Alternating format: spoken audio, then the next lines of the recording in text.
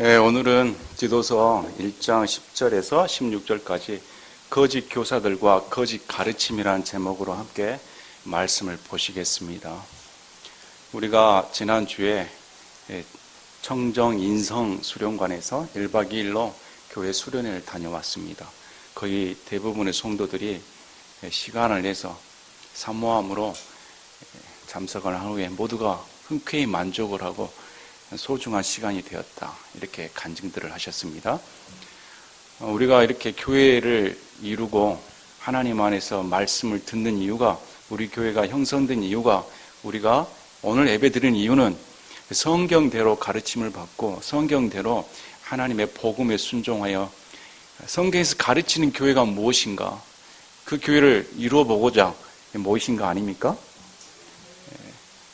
우리가 이제 간증들을 통해서 제가 느낀 것 중에 하나가, 바른 말씀이 증거되면 그동안에 받은 상처들, 그동안에 받은 잘못된 사상으로 인한 힘든 과정들이 녹아지는 걸 보았습니다. 그게 하루가 걸리든 한 달이 걸리든 1년이 걸리든 하나님의 말씀은 살아있고 운동력이 있기 때문에 반드시 하나님의 말씀이 선포되면 그 마음밭에 씨를 뿌리는 순간 열매가 드러나게 돼 있고 그 사람이 치유가 된 그런 것을 보게 되었습니다. 그래서 말씀을 받은 자로서 진정 하나님의 말씀만이 선포돼야 된다. 가감 없이 선포되는 말씀을 통해 우리 인생이 바로 잡히고 하나님께서 원하시는 삶이 무엇인가, 나란 존재는 무엇이며 하나님한 존재는 나에게 무엇 기대를 하시는가, 반드시 하나님께서는 우리에게 선한 행실로 열매 맺기를 원하시는 겁니다. 우리가 구원받은 만큼이나 그것은 필연적으로 맺어야 할 결실인 겁니다. 이 디도서 말씀을 통해서도 마찬가지입니다. 디도서 말씀을 통해서 크레테 섬 사람들은 악한 행실이 드러났다는 겁니다. 그 악한 행실이 세상 사람보다 더 못하게 드러난 이유가, 원인이 바른 가르침을 받지 못했다. 바울이 진단하는 목적이, 지도자가 똑바로 하나님의 말씀을 가르쳤다면 이렇게 어긋난 신앙생활을 하지 않았을 텐데, 바른 지도자가 없기 때문에 거짓 가르침이 편만하여서 그 가르침대로 사람들이 일상생활 가운데 하나님의 영광을 드러내지 못하고 세상 사람들로부터 손가락질 받는 그런 피폐한 인생을 살고 있었다는 겁니다. 그래서 바울의 첫째 목적이, 지난주 우리가 설교를 드린 것처럼 올바른 장로, 목사를 세워야 된다. 그래서 목사의 자격 요건이 성경에 엄격하게 드러나 있습니다. 여기에는 무슨 꿈을 보았습니다, 제 기로 응답을 받았습니다, 제가 신학교 박사가 되었습니다, 이런 건 전혀 없습니다. 뭐가 나옵니까? 책망받을 것이 없어야 된다. 도덕적인 성품이 월등해야 된다는 겁니다. 오늘날의 교회가 이렇게 지탄받는 이유 중에 가장 큰 이유는 목사가 타락해서 그렇습니다. 왜 그렇게 타락을 허용하는 거냐면 성경대로 안 하기 때문에, 성경대로 엄격한 잣대를 대서 하나님께서 원하시는 목사를 세웠다면 오늘날의 많은 교회의 문제는 사라졌을 겁니다. 그래서 한 지도자가 잘못됨으로 말미암아 그 교회가 영향력을 받고 그 교회가 세상 사람들보다 수준이 못한 도덕적인 품성을 갖고 있기 때문에 교회가 세상의 빛이 될 수가 없는 겁니다. 세상이 더 밝아버리니까. 안 믿는 사람들이 교회 안 다니는 이유 중에 첫째가 뭡니까? 그런 교회 안 다니겠다, 날마다 가면 돈 내라는 소리다, 도대체 뭘 가르치냐, 그런 교회 안 가겠다는 겁니다. 우리 교회가 지향해야 할 것이 있습니다. 무엇이 우선순위입니까? 예수 그리스도를 증거하는 겁니다. 이 교회는 예수 그리스도를 증거하며 월등하게 도덕적인 성품을 드러내야 되는 겁니다. 교회의 목적이 거룩입니다. 교회는 거룩을 지향하는 것이지 교회 내 타락을 우린 죄이니까 다 허용하겠다, 안 됩니다. 자, 우리가 디모데전서 5장 20절에 보면, 디모데전서 5장 뒷절을 보면 장로들을 어떻게 대해야 되는가 이렇게 나오면서 5장 20절에 죄 짓는 자들을 모든 사람들 앞에서 꾸짖어 다른 사람들도 두려워하게 하라, 이렇게 나옵니다. 교회에서 죄를 무마시켜서는 안 된다는 겁니다. 죄 짓는 자들은 장로, 목사 할 것 없이 공개적으로 이 죄가 잘못됐다, 지목돼야 된다는 겁니다. 그러면 사람들이 두려워서 죄랑 무서운 결과를 초래하는 거구나. 죄가 교회에서는 쉽게 다뤄서는 안 되는 거구나. 이래서 더 이상 죄에 물들지 않게끔 교회에서 엄격하게 다뤄야 된다. 이렇게 말을 합니다. 오늘날 보십시오. 목사들이 죄를 지으면 뭐라고 말합니까? 나도 똑같은 사람이다. 목사도 일개 사람이니까 죄 지을 수 있다. 넘어가자. 유야무야 시켜버립니다. 절대로 성경은 그렇게 말하지 않습니다. 목사는 영향력이 크기 때문에 다른 사람들에 대해서 책망받을 것이 없도록 월등해야 된다는 겁니다.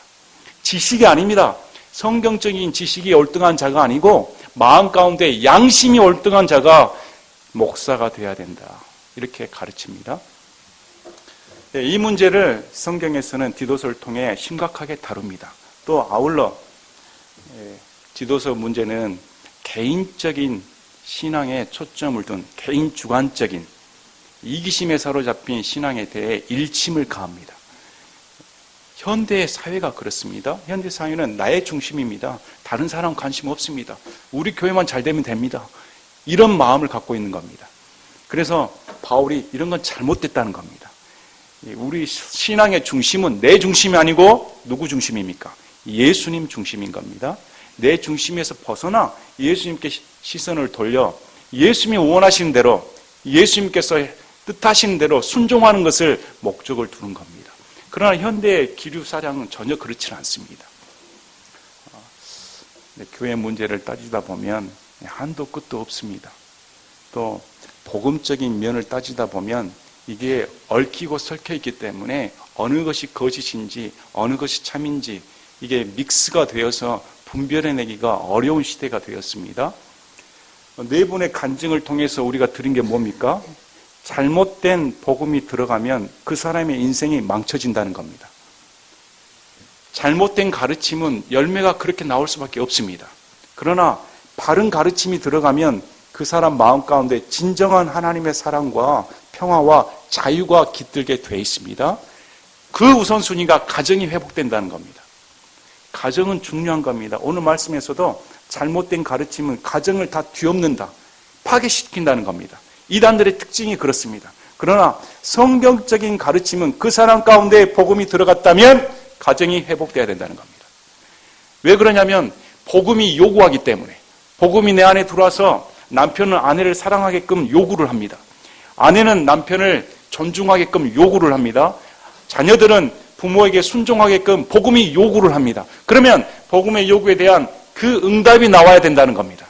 거짓 가르침은 그렇게 드러나지 않는다는 겁니다. 그러나 바른 가르침은 들어갔을 때 우리 현재 일상생활 가운데 반드시 그 열매가 드러나게끔 돼 있다. 그래서 오늘 말씀을 통해서도 우리가 거짓 교사들이 누구인가, 거짓 가르침이 어떠한가 분별해낼 줄 알아야 됩니다. 분별해내서 내 신앙생활을 지켜야 되고 내 가정을 지켜야 되며 우리 교회를 지켜야 되며 또 다른 교회에서도 선한 영향력을 끼칠 수 있는 바른 교회가 돼야 된다. 이렇게 디도서 말씀은 우리에게 지침을 줍니다. 주전 16세기 크레테 출신의 시인 에피메니데스가 본문 말씀을 말하였습니다. 크레테 사람들은 항상 거짓말쟁이요 악한 짐승 같다. 또 게으른 탐식가이다. 주전 16세기에 시인이 적은 말입니다. 이 말씀을 사도 바울이 인용을 해서 당시 2000년 전에 크레테 사람들이 그 말 그대로였다. 이렇게 말을 합니다. 여러분, 지금의 신종 이단들 많습니다. 그러나 2000년 전에 성경에는 이미 기록되어 있습니다. 2000년 전에 성경 기록대로 이단들의 특징과 거짓 대언자들이 어떤 형식을 취하는가 성경을 보면 그대로 드러나 있습니다. 지금이나 그때나 똑같다는 겁니다. 오히려 지금 시대가 훨씬 더 악랄하고 교묘합니다. 더 세련되어서 사람들을 사로잡기 쉽게 그렇게 되어 있다는 것이죠. 그래서 우리가 말씀에 바른 분별을 갖는다면 거짓을 구별할 수가 있게 됩니다. 자, 크레테 사람들은 민족성이 있었습니다.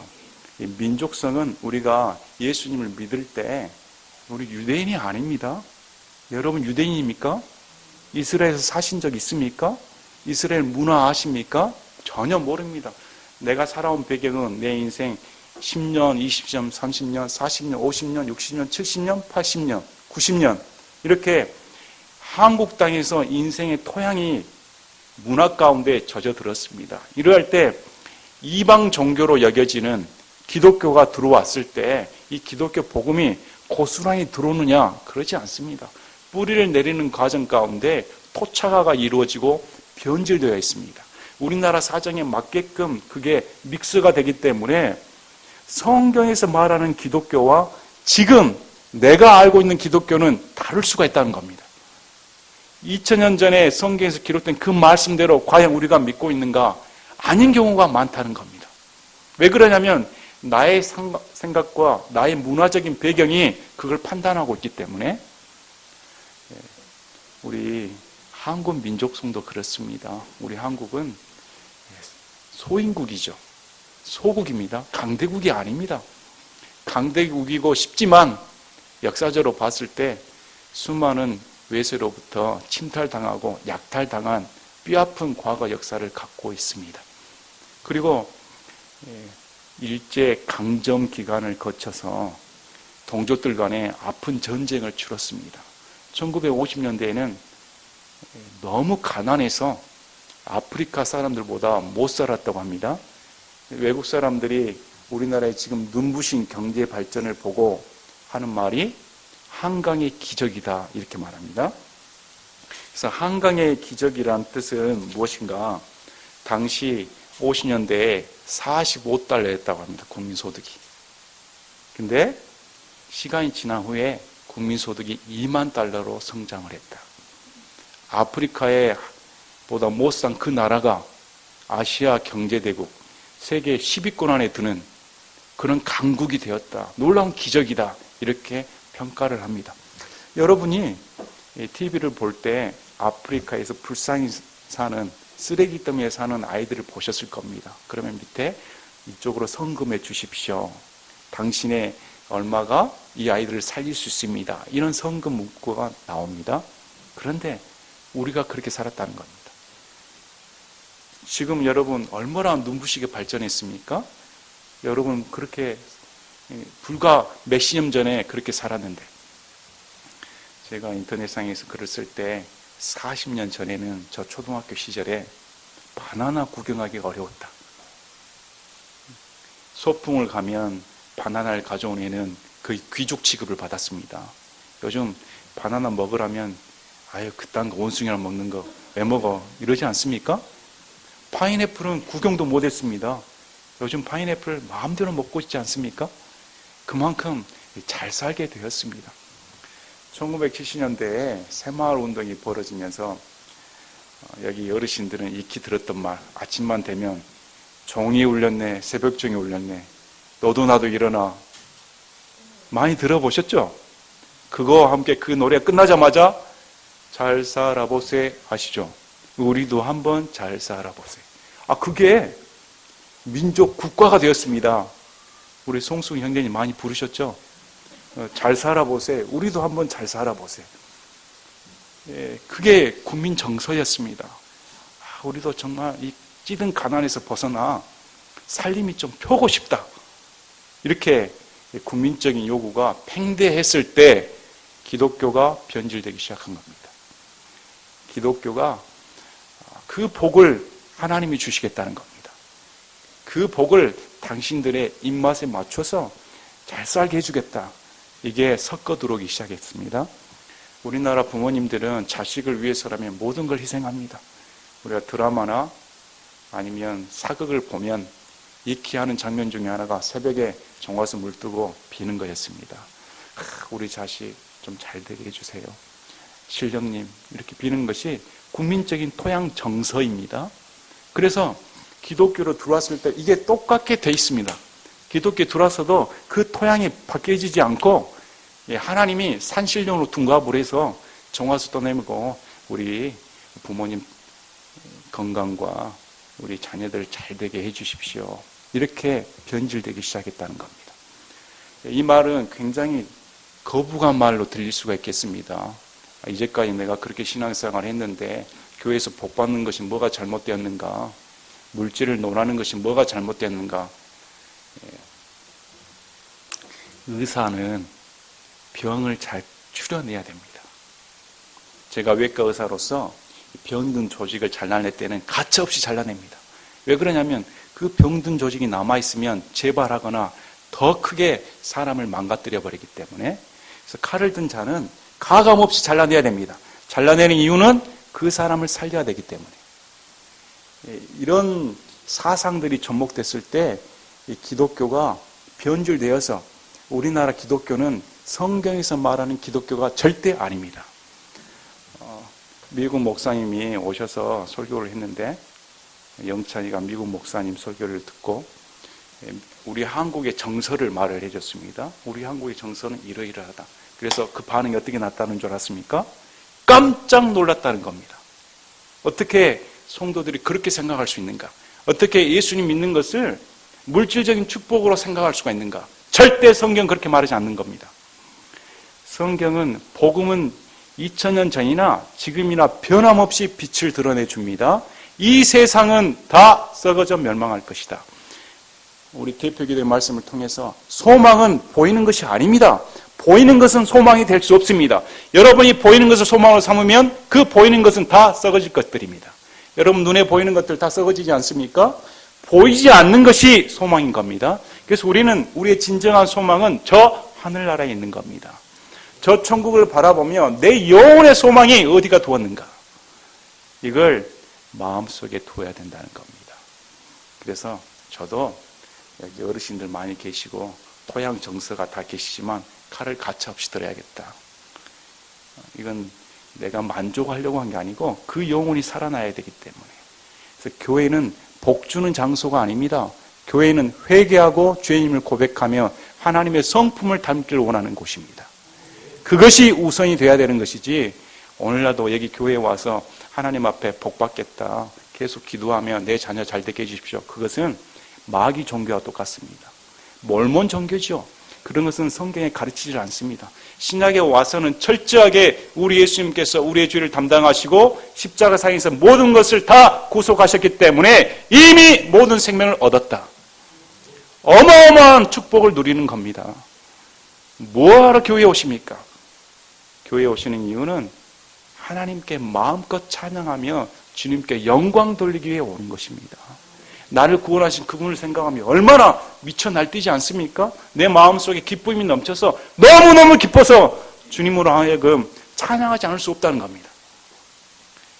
현대의 기독교가 자기 중심적으로 빠졌기 때문에 자기 쾌락을 추구하는, 그래서 우리나라의 이 토양적인 정서는 그 말들을 좋아하게 되어 있습니다. 거짓 교사들의 가르침에 금방 넘어가 버릴 좋은 토양밭인 겁니다. 너에게 이 물질을 주겠다. 교회만 와봐라. 다 잘 된다. 이것은 그런 사람들에게 거짓 가르침이 쉽게 넘어가서 속아버리는, 그래서 결국은 성경에 영혼의 파멸로 이끈다 이렇게 말합니다. 이 강에서 저자가 복음을 왜곡시키는 것은 영혼의 살인자다 이렇게 적어 놓았습니다. 이것은 깊게 한번 생각해 봐야 됩니다. 우리는 예수님 믿고 잘 살면 되지, 잘 되면 되지, 예수님 저 사람들이 저렇게 예수님 믿으면 되지, 나는 또 내 나름대로 예수님 믿으면 되지, 무슨 참견인가 이렇게 생각하고 싶은데 복음이 왜곡되면 그 영혼은 살인당한다는 겁니다. 이해하시겠습니까? 그래서 우리가 복음에 대해서는 결코 호락호락하게 쉽게 넘어가는 편이 아니어야 됩니다. 명백하게 선을 그어서 성경에서는 절대적으로 복음을 가르쳐라. 양보할 수가 없다는 겁니다. 타협할 수가 없다는 겁니다. 왜 그러냐면 그 영혼이 살아나야 되기 때문에. 우리가 오늘 말씀을 통해서도 크레테 민족성과 우리 지금의 한국 민족성이 전혀 다를 바가 없습니다. 지금 2000년 지난 우리 시점에서도 여전히 내 신앙은 게으른 탐식가입니다. 무슨 말입니까? 하나님 앞에 헌신하지 않고서도 나는 배부르고 싶다는 겁니다. 하나님 앞에 순종 없이도 나는 복받고 싶다는 겁니다. 또 악한 짐승 같습니다. 변화되질 못합니다. 하나님의 말씀을 들어도 여전히 내 본성은 악한 짐승같이 미움을 삭히고 있는 겁니다. 더 위선적이죠. 또 항상 거짓말쟁입니다. 입으로는 하나님을 찬양한다고, 입술로는 하나님을 고백한다고 하는데 전혀 행위로는 드러나지 않는다는 겁니다. 이것은 2000년이 지난 우리 시점에서도 우리 교회가 심사숙고해야 할 말씀입니다. 바른 가르침이 들어가면 사람들은 변화되게 돼 있다는 겁니다. 자, 디도서 1장 10절에 이 거짓 대언자들이 어떤 특성을 갖고 있는가? 첫째가 제멋대로 행한다는 겁니다. 이 말씀은 이 거짓 대언자들은 그리스도와 하나님의 말씀에 순종할 줄 모른다. 또 거짓 대언자들의 가르침을 받은 자들도 똑같은 결과를 낳게 되는 겁니다. 그래서 그들에게는 순종을 가르치지 않습니다. 그들이 말하는 순종은 자기를 따르는 순종입니다. 사도행전 20장 30절에 사도 바울이 에베소에 있는 장로들을 불러서 말씀을 전할 때 내가 떠난 후에 너희 가운데 사나운 일일 때가 올 것인데 그들이 너희들을 불러내어 자기들을 따르게 하려고 왜곡시킨다. 이렇게 경고의 말씀을 줍니다. 그래서 이 거짓 교사들의 특성 중에 하나가, 목적 중에 하나가 하나님께 순종하는 것 대신에 교회에서 제정한 규례, 교회에서 규정한 규칙 또는 자신이 만든 교리, 교주를 따르게끔 한다는 겁니다. 이게 제멋대로 행한다. 거짓 가르침은 그리스도에 대한 순종을 낳지를 않습니다. 그러나 하나님의 성품에 따르는 진리를 들은 자는 이 마음밭이 그리스도께 향한 순종과 헌신하게끔 불러일으키게 된다는 겁니다. 이것은 하나님의 말씀이 들어와 있기 때문에 내가 하고자 싶지 않더라도 그 말씀이 내 안에 자양분이 되어서 하나님께 자발적인 순종을 하게끔 그 복음이 요구하게끔 되어 있다는 겁니다. 그러나 거짓 가르침은 그런 능력이 없습니다. 거짓 가르침은 제멋대로 행하게끔, 예수님을 믿는데도 자기 마음대로 행하고 있다는 겁니다. 말은 믿는다고 하는데 행위로는 거부한다. 이렇게 성경은 지적하고 있습니다. 두 번째, 헛된 말을 한다. 헛된 말은 능력이 없습니다. 말은 많이 하는데 그 말이 사람을 변화시키지 못한다는 겁니다. 교회에 사람들이 변화하지 못한 이유가 오늘날 선포되는 말씀이 거의 대부분이 헛된 말이기 때문입니다. 헛된 말입니다. 목사가 여기서 단상에 설교할 말씀이 하나님의 성품과 하나님의 거룩함과 하나님의 영광을 위한 말씀 대신에 수은 세상 돌아가는 얘기, 정치 얘기, 돈 얘기, 이런 얘기를 하는데 어떻게 사람들이 변화되겠습니까? 오히려 사람들이 멸망하지 않고 있다는 것이 신기할 따름입니다. 반드시 단상에서는 헛된 말을 해서는 안 되는 겁니다. 세 번째, 속인다. 거짓 대언자들의 특징이 속인다는 겁니다. 우리가 로마서 16장 말씀을 보면 이렇게 나옵니다. 16장 17절에 형제들아 이제 내가 너희에게 간청하노니 너희가 배운 교리에 역행하여 분쟁을 일으키거나 실족하게 하는 자들을 주목하고 그들을 피하라. 이들은 마음이 부패한 자들이요 믿음에 관하여는 버림받은 자들이니라. 배운 교리에 역행해서 분쟁을 일으키고 실족하게 하는 거짓 대언자들이 있다는 겁니다. 이들은 사람을 속입니다. 속이는 이유가 첫째 목적이 더러운 이익을 추구하기 때문에. 그들의 온통 관심은 헌금 바구니에 있습니다. 그들의 모든 설교는 다 돈 얘기뿐입니다. 그래서 철저하게 거짓 대언자의 목표는 자기 세력 확장과 돈 얘기뿐입니다. 이것은 사람을 속여서 사람을 상품 취급하기 때문에 그 영혼에는 관심이 없다는 겁니다. 많은 부분에서 수긍이 가시죠. 그 다음 말씀이 특별히 할례자들에 속한 자들이 그러하니, 이 거짓 대언자들 중에 특별히 할례자들에 속했다. 사도 바울은 유대인입니다. 유대인으로서 예수님을 만난 순간 자신의 의로움, 자신의 율법을 맞추고자 하는 종교적인 열심, 다 그것이 무너져 버렸습니다. 나는 죄인이구나. 내가 이 세상 죄인들 가운데 가장 우두머리다. 1등 죄인이다. 이렇게 고백을 합니다. 예수님을 만난 사람은 이렇게 되는 겁니다. 예수님을 만난 사람은 예수를 만난 후로 더 죄인입니다. 고백하게 되는 겁니다. 그래서 자신의 율법은 의, 종교적인 열심, 성경 말씀대로 너희 의는 다 누더기다. 이 말씀대로 하나님 앞에 자랑할 것이 없다는 겁니다. 그래서 이 복음을 전했더니 유대인에 속한 이 할례자들이, 유대인 할례자들이 그들은 구약의 율법을 자신의 의로 여겼습니다. 구약의 율법을 다 지키는 것을 자신의 종교적인 열심으로 믿었기 때문에 그걸 타파하는 바울을 가만두지 않았습니다. 그래서 바울이 가는 선교지마다 쫓아가서 극심한 핍박을 가했습니다. 갈라디아서 말씀을 보시면 1장 말씀을 보시면 율법과 은혜를 혼합시킨 유대 할례자이들에게 바울이 경고의 말씀을 줍니다. 우리들이 전한 복음 외에 다른 복음을 전한 자는 천사들이 할지라도 저주를 받을지어다.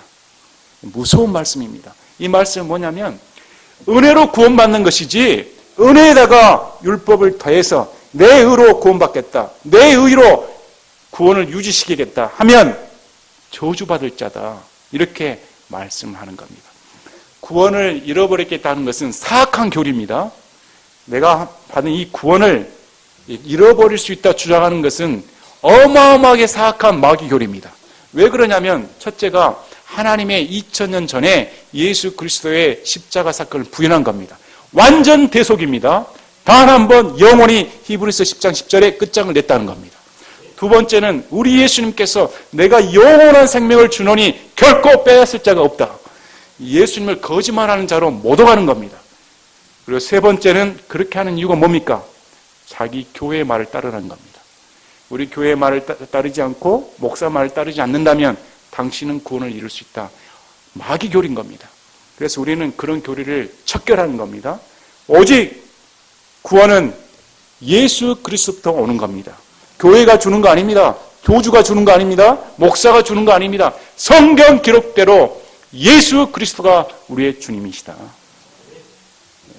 그래서 이 할례자들에 속한 자들이 율법을 경외히 들어와서 복음을 섞여버렸습니다. 오늘날의 우리나라 교회 현실이 그렇습니다. 오늘날 우리 교회 현실은 11조를 안 내면 교인이 아니다 이렇게 취급을 합니다. 주일 성수를 하지 않으면 과연 믿는 자인가 이렇게 의심의 눈으로 봅니다. 주일 성수와 11조는 인간이 만든 규례입니다. 성경에는 없는 말입니다. 신약시대 이후로 예수 그리스도의 십자가 사건에서 모든 걸 이루었기 때문에 11조는 허용하지 않는 겁니다.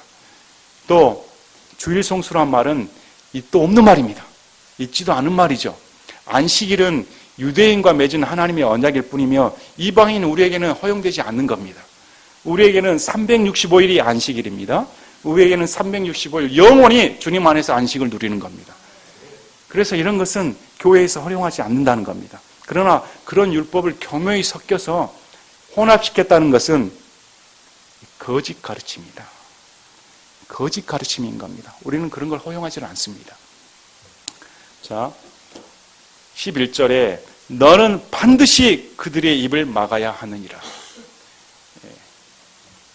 바울이 디도에게 엄히 명령을 하는 겁니다. 가만히 놔두지 말라는 겁니다. 입을 막아라.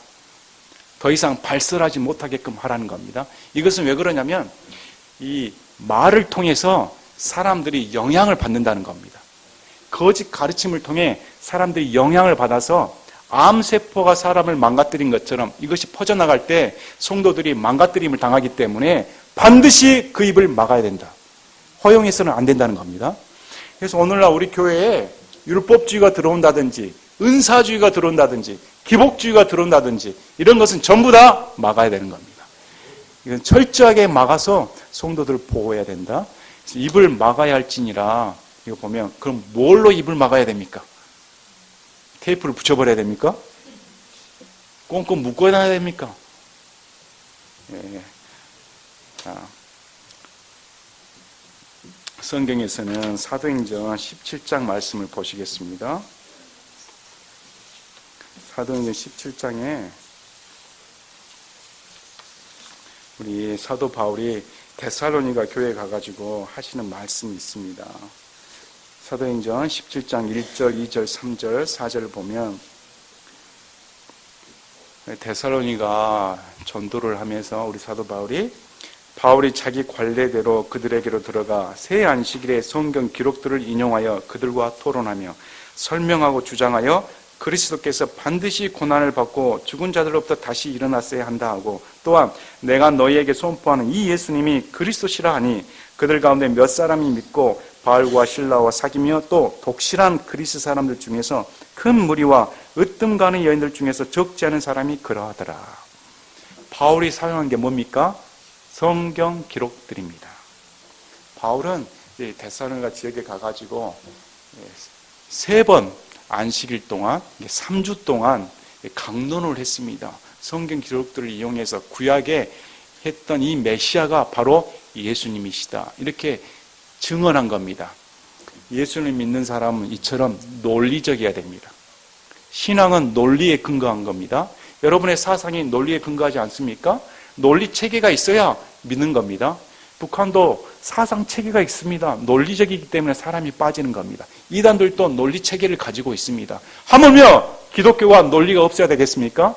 우리 하나님은 이성을 사용합니다.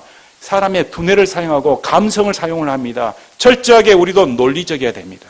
논리적으로 거짓 사상에 대적할 줄 알아야 된다는 겁니다. 그래서 우리의 무기가 성경입니다. 여러분, 성경을 잘 배우셔야 됩니다.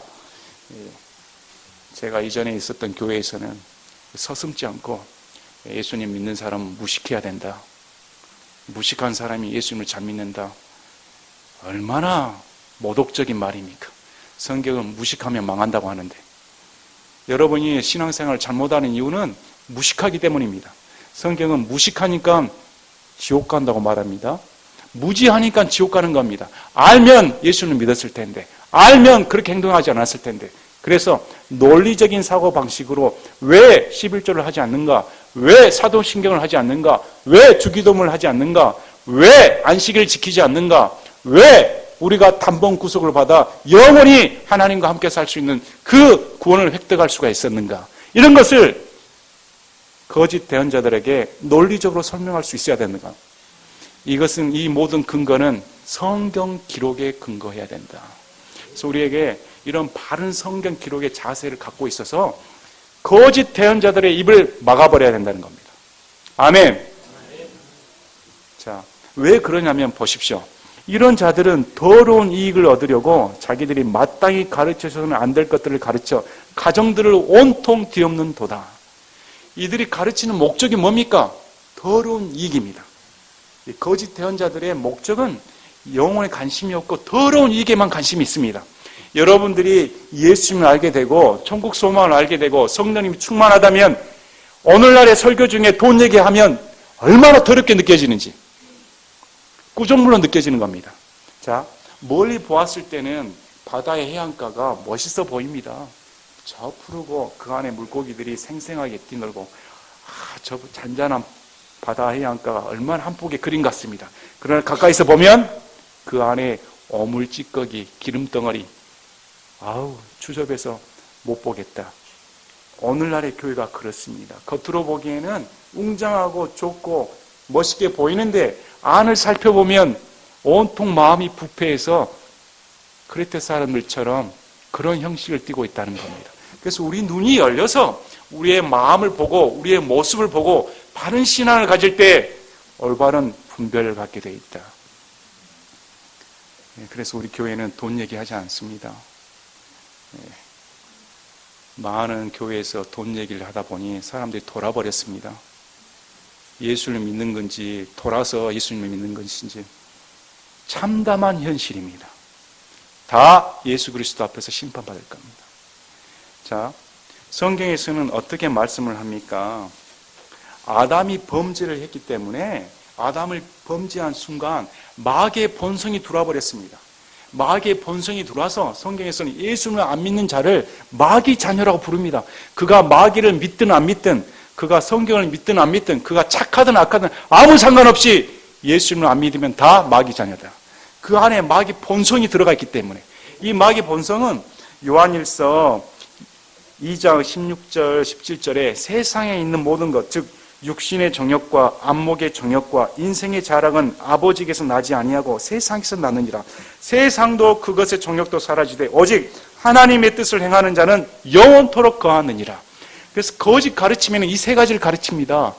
인생의 자랑, 안목의 정욕, 육신의 정욕, 복음을 그렇게 세상 것으로 취급을 해서 가르친다는 겁니다. 왜 그런 복음에 홀려듭니까? 자신들이 좋아하기 때문에. 마귀의 본성대로 그 말씀들이 좋아서 그대로 홀려 들어가는 겁니다. 그래서 성경에서는 절대 그러지 말아라. 그것들은 다 일순간임에 지나가 버리며 하나님의 뜻을 행하는 자만이 영원히 남는다.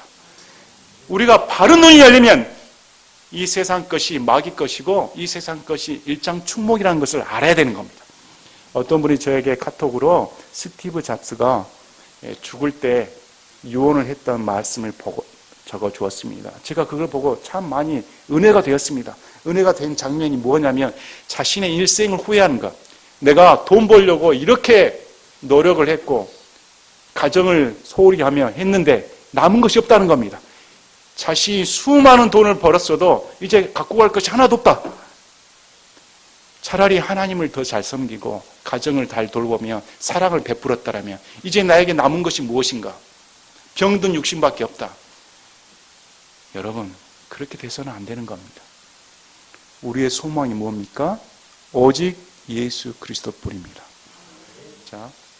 자, 그래서 이 가르침을 받은 자들은 어떻게 되냐면 가정들을 온통 뒤엎는 도다. 가정들을 파괴시킨다는 겁니다. 성경에서는 예수를 믿는 가정들은 회복돼야 됩니다.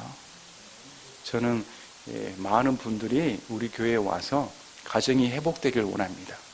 바른 말씀을 들었더라면 남편은 남편으로서, 아내는 아내로서, 자녀는 자녀로서, 할아버지는 할아버지로서, 할머니는 할머니로서, 손자는 손자로서, 손녀는 손녀로서 가정이 더 건강하고 사랑스러우며 평화가 깃들어야 그 가정이 하나님을 섬기는 가정입니다. 그러나 거짓된 가르침은 그런 말을 못 들어봤기 때문에 항상 내가 꿈을 꿨습니다. 환상을 보았습니다. 내가 체험했습니다. 내가 항상 나로 끝났다가 나로 망하는 겁니다. 그러나 예수를 믿는 사람은 예수님께서 이렇게 하셨습니다. 예수님께서 우리 가정 가운데 이런 해랑을 일을 베풀어 주셨습니다. 예수님이 이렇게 하셨습니다. 예수님 자랑하게 되어 있습니다. 예수님 자랑하는데 그 가정이 하나 안 되겠습니까? 철저히 이기적이며 개인적인 신앙은 성경에서 배척을 한 겁니다.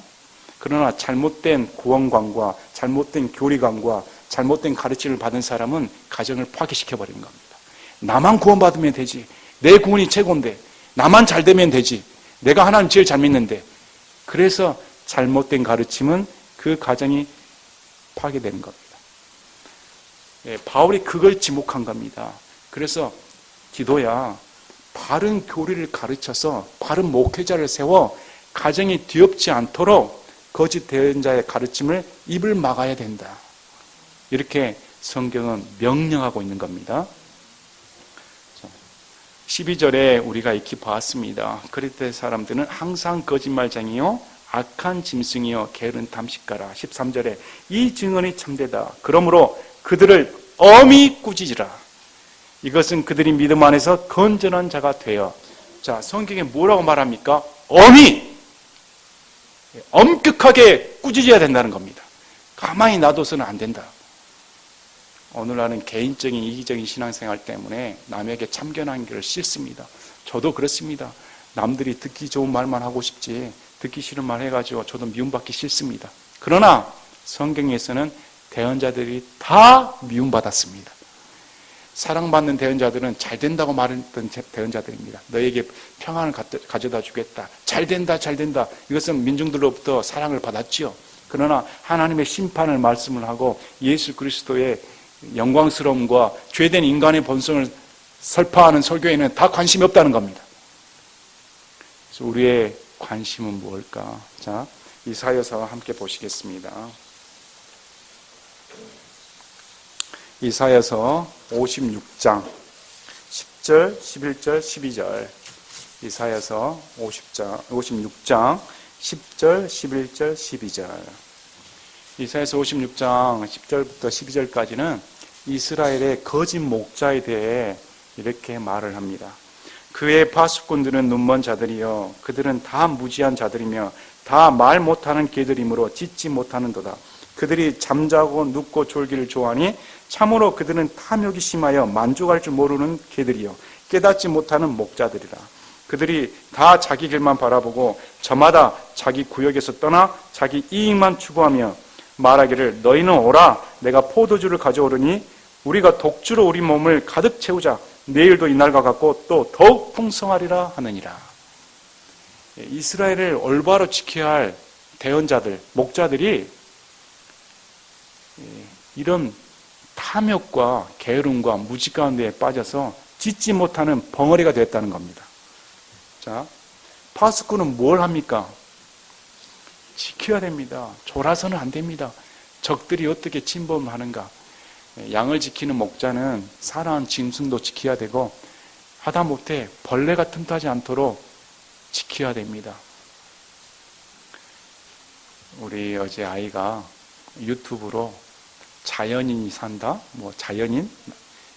그 과정 중에 일벌을 지키기 위해 말벌을 잡는 한 아저씨 영상을 보았습니다. 그래서 저에게 웃지 마십시오. 지금 보여드리겠습니다. 하는데 인터뷰하는 중에서도 우리 눈에는 말벌이 보이지 않는데 쏜살같이 말벌을 잡으러 갑니다. 계속 말벌을 잡으러 갑니다. 여러분 한번 그 영상 보십시오. 얼마나 그 사람이 이 촉각을 곤두세워서 말벌 한 마리만 봐도 눈에 보이지 않는 말벌도 자신의 눈에 띄어서 즉각 처리해버립니다. 그 이유가 일벌을 지키기 위해서. 야, 내가 그거 보면서 벌 하나 지키기에도 자신의 온 열정을 쏟는구나. 그러네. 우리 파수꾼들, 목자들은 뭘 해야 됩니까? 지켜야 되는 겁니다. 가만히 졸아서는 안 되는 겁니다. 무지한 자들이다. 무지한 열심 가운데 빠져서 성경에 대한 지식이 없다는 겁니다. 말 못하는 개들이다. 개는 무슨 역할을 해야 됩니까? 짖어야 되는 것이죠. 짖도록 침범하지 못하도록 도적들을 막기 위해 개를 키우는데 짖지 못하면 무슨 쓸모가 있겠습니까? 목자가 개입니다. 짖을 수 있는 개가 목자인 겁니다. 말을 못하는 개는 거짓 목자는 것이죠. 오늘날 교회가 타락하면서도 바르게 짖어가지 못하는 것은 바른 목자가 아닙니다. 세습이 가능한 일입니까? 큰 교회 목사가 세습을 했다. 박수칠 일입니까? 저주받을 일입니다. 하나님의 교회를 자신의 사유화시켜서 자신의 재산을 세습시키는 것은 이미 그 교회는 끝난 겁니다. 그러면서 어떻게 예배를 드릴 수 있을까? 어떻게 하나님 앞에 예배를 드린다고 앉아있을 수 있을까? 짖지 못하는 개는 목자가 아닌 겁니다. 우리는 바르게 현실을 직시하고 그런 건 안 됩니다. 교회가 타락해서 죄를 마음대로 되는 것을 그대로 앉혀서는 안 됩니다.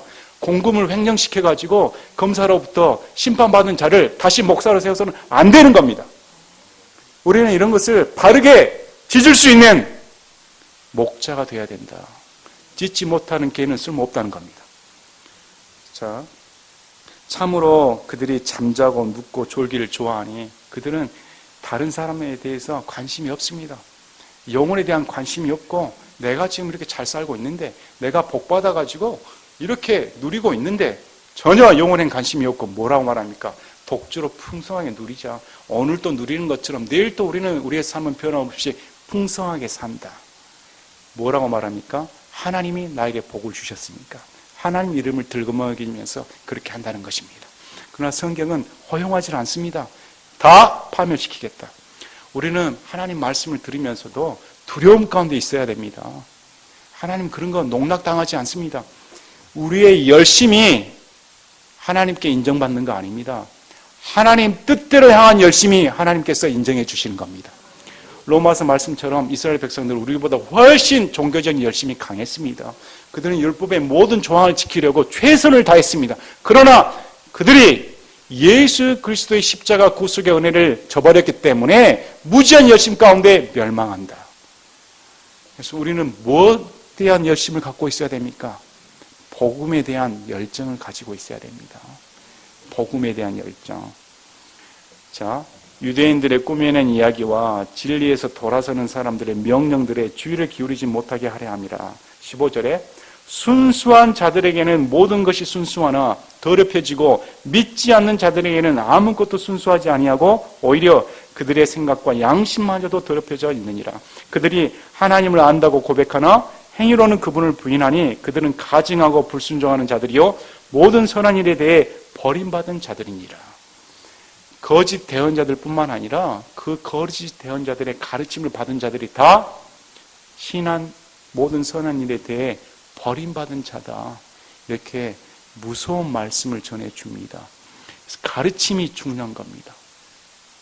가르침을 바로 가르쳐야 되는 겁니다. 순수한 자들에게는 모든 것이 순수합니다.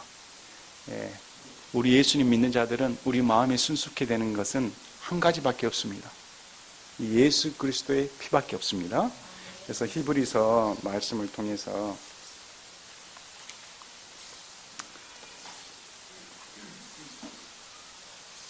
히브리서 9장 14절 15절 말씀을 통해서 하물며 영원하신 성령을 통해 자신을 점없이 하나님께 드린 그리스도의 피는 죽은 행위로부터 너희 양심을 얼마나 더 많이 깨끗하게 하여 살아계신 하나님을 섬기게 하겠느냐.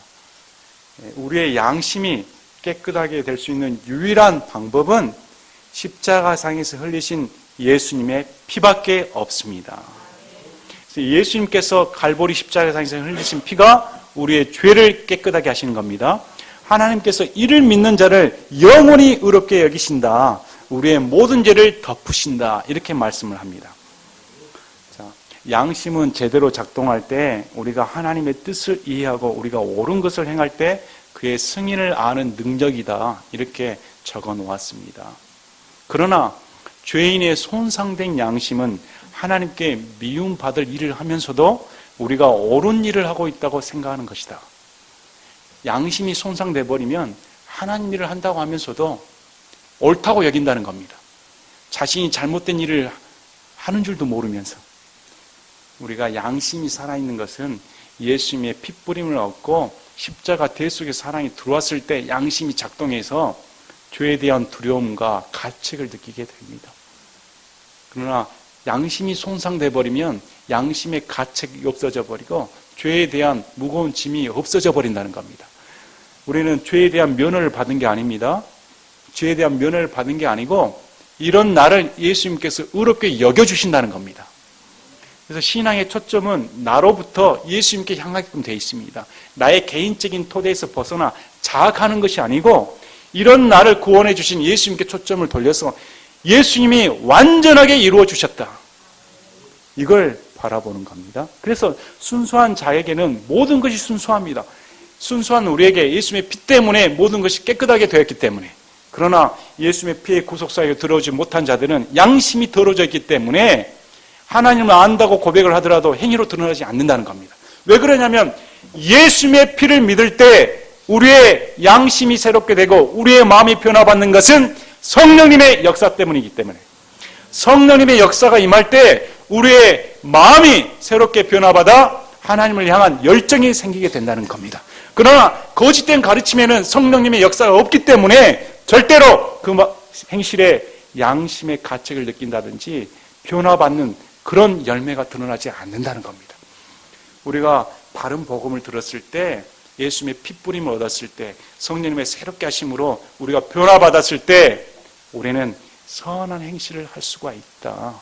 그래서 바울이 그런 가르침을 바르게 가르치라는 겁니다. 그리고 거짓된 가르침은 그런 열매가 드러나지 않고 입으로는 하나님을 안다고 말을 하지만 행위로는 자신의 삶 가운데 드러나지 않기 때문에 오히려 자신의 삶으로 하나님을 부인한다는 겁니다. 그래서 이런 자들은 모든 선한 일에 버림받은 자들이다. 믿음에서 파선했다는 겁니다. 여러분, 오늘 말씀을 들으면서 경각심을 가져야 되지 않습니까? 우리는 예수를 믿으면서 얼마나 올바른 가르침에 몰두하고 있을까요? 논리는 필요 없다고 생각하지 않습니까? 성경적인 지식은 나하고 상관이 없다. 내 신앙만 바르면 되지. 이런 마음을 갖고 있지 않습니까? 그렇다면 과연 그 신앙이 성경에서 제시하는 신앙인가?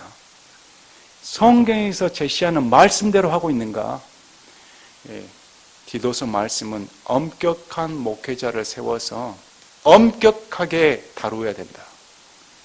너무도 귀한 말씀입니다. 의사가 되기까지는 시일이 꽤 오래 걸립니다.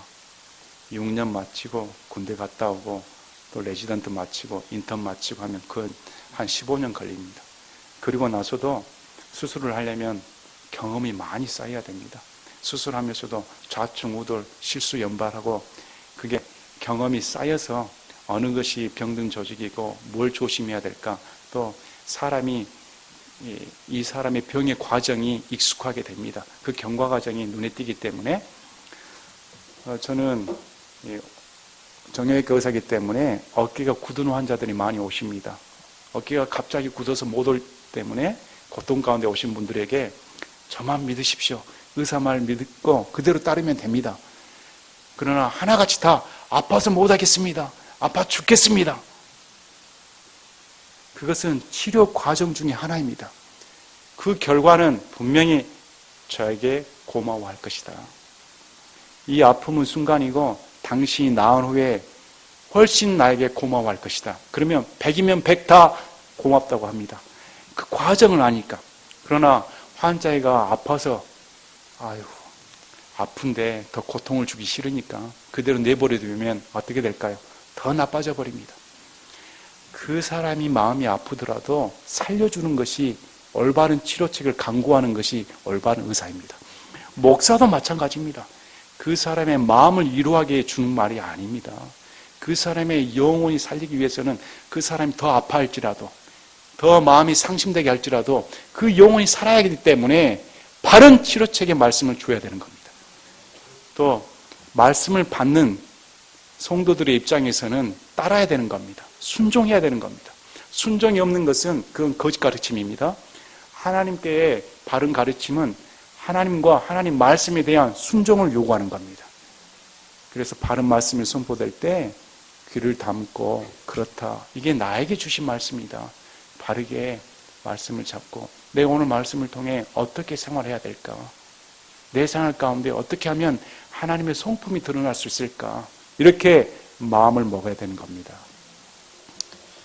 오늘 말씀을 통해 현재 우리 교회 또 현재 시대의 편만에 있는 거짓 대언자들과 거짓 가르침에 대해서 한번 알아보았습니다.